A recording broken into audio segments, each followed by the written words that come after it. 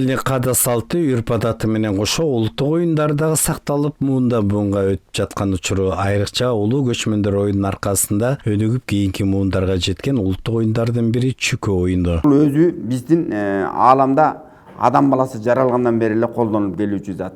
Муну тарыхый булактарга келип карасак, этнографтар, археологдор жанагы чүкөлөрү менен кошо көмүлгөн жаш балдардын, энелердин, аталардын жанынан археологиялык изилдөөлөрдү далилдеп, илимий булактарга жазылып келүүдө. Бул чүкөлөр көпчүлүгү кайсы жерлерден табылган? Евразия өлкөлөрүндө, Евразияда, анан Борбордук Азияда, анан Батыш Борбордук Азияда көбүрөөк байкалган. Анан азыркы учурда дагы изилденип келүүдө. Чүкө ойноо үчүн жаш курага чектелбейт. Өзгөчө аталар балдарына оюндун ыкмаларын үйрөнүшөт. Анткени жылдын кайсы мезгили болбосун, бала балары сузак түндөрдө чүкөнүн упай оюну менен ойношкон. Анткени бул оюнда таам аятуу көнүгүү көздүн курчтугун талап кылса, ошондой эле оюн тыкандыкты, шамдагайлыкты талап кылат.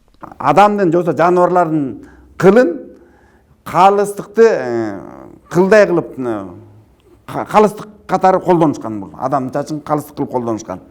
Анан бул тийишип калганын сөөк же шыйкы деп оюндун аягына чейин жарабаган. Мен бул жерден жогоруда айта кетейин, бул упай оюнда жалпы жонун айтканда 10 басым болду.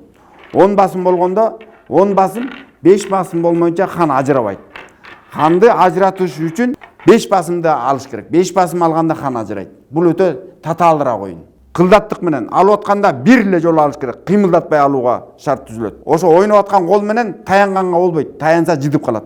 Ошондой эле байкы ата-бабаларыбыз чүкөлөрдү төлгө катарда колдонуп келишкен. Ал тургай балдар үчүн дагы оюнчук катары ойнотушкан. Мисалы чүкө ойноп жатканда калгылдары карап туруп акылдын иштешине дагы чоң өбөлгө түзгөн. Мына бөк менен бөк атылат. Анан аткан чүкөнү ок чүкө деп коебуз.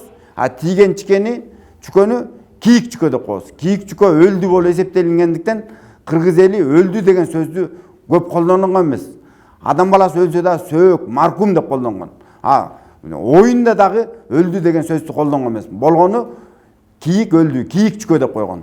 Өлгөн чүкөнү биз кийик чүкө дейбиз, аткан чүкөнү ок чүкө дейбиз. Ал тургай чүкө оң жана сол болуп бөлүнүп, колунушуна жараша алчы, та, бөк, чик деп айтылат. Эске салсак, чүкө оюндары жөнүндөгү маалымат элдик фольклордо Улуу Манас эпосунда да кеңири айтылат.